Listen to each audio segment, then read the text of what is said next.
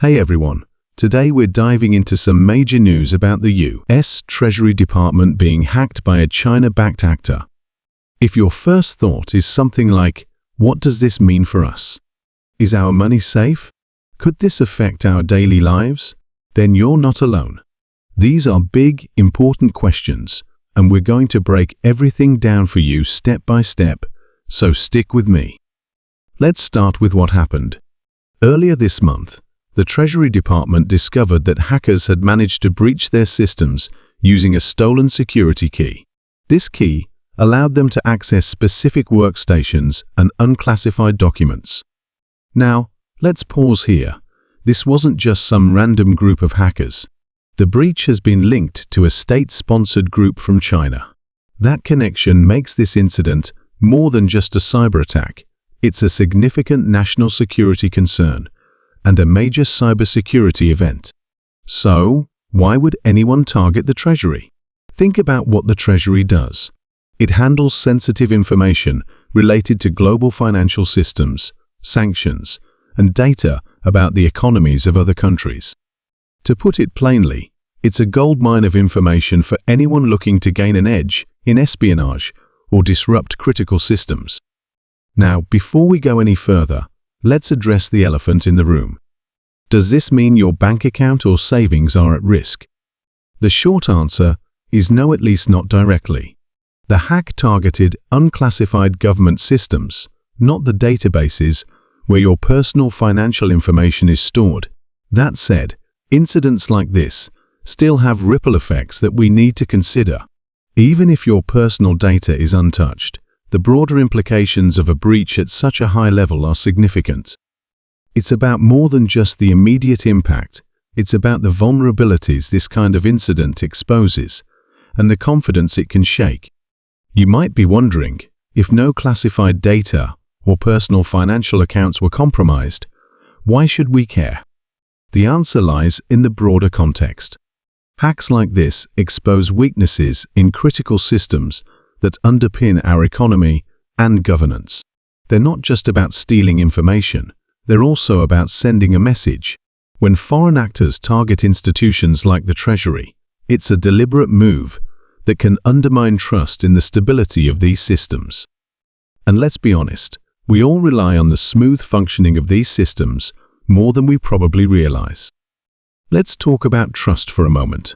Every time a breach like this happens, it raises questions about how well our systems are protected. Think about the last time you heard about a major company being hacked. Maybe it was a retailer, a social media platform, or even a credit reporting agency. Did you stop to wonder if your data was safe? Probably. Now, apply that uncertainty to something as foundational as the Treasury Department. It's a sobering thought, isn't it? The idea that the systems responsible for managing and safeguarding critical financial information could be vulnerable is unsettling, to say the least. But here's some good news. The Treasury, along with other agencies like the FBI and the Cybersecurity and Infrastructure Security Agency, CISA, acted quickly to contain the breach. The compromised systems were taken offline, and there's no evidence to suggest that the hackers still have access. That's reassuring, but it's also a reminder of just how vigilant we need to be in a world where cyber threats are becoming increasingly sophisticated. The reality is that cybersecurity is a never-ending battle. As defenses improve, so do the tactics of those looking to breach them. So, what does this mean for you on a practical level? First and foremost, while your personal finances aren't directly affected by this breach, it's a good reminder to take your own cybersecurity seriously. Simple steps can go a long way. Use strong, unique passwords for each of your accounts. Enable two-factor authentication whenever possible. Be cautious about phishing attempts and suspicious emails. These might sound like basic precautions, but they're incredibly effective in protecting your personal information. Let's take a moment to explore why cybersecurity is not just a government issue, but a shared responsibility. Businesses, individuals, and governments all have roles to play. For businesses, it's about protecting customer data and ensuring that their systems are resilient to attacks. For individuals, it's about safeguarding personal information and being mindful of digital habits. Think of it like locking your doors at night, a small step that makes a big difference in keeping your home secure. Similarly, taking proactive steps to secure your online presence can have a significant impact on your overall safety in the digital world. For the Treasury, this breach is undoubtedly a wake-up call. It's an opportunity to double down on securing their systems and ensuring that vulnerabilities are addressed before they can be exploited. But beyond the immediate response, it's also a moment to reflect on the interconnected nature of our world. In today's digital age, everything is connected.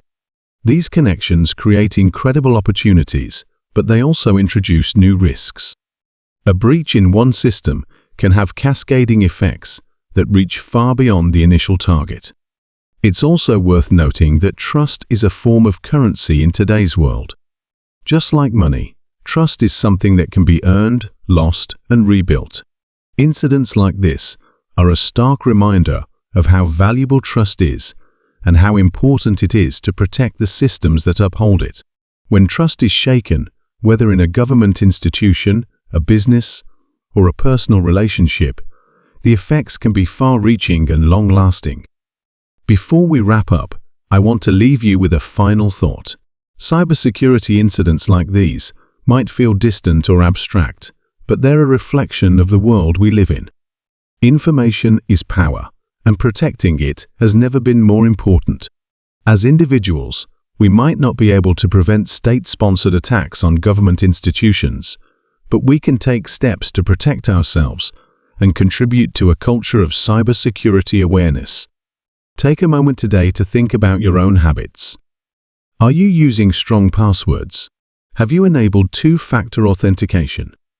Are you cautious about the links you click and the emails you open? If not, now is the perfect time to start. This isn't just about responding to a single incident. It's about building resilience and fostering a mindset of vigilance. Cybersecurity is a shared responsibility, and each of us has a role to play in creating a safer digital world. If you have questions, concerns, or thoughts about this topic, let's keep the conversation going. Drop them in the comments or share this with someone who might find it helpful. Thanks for tuning in. Stay safe out there, and I'll see you next time.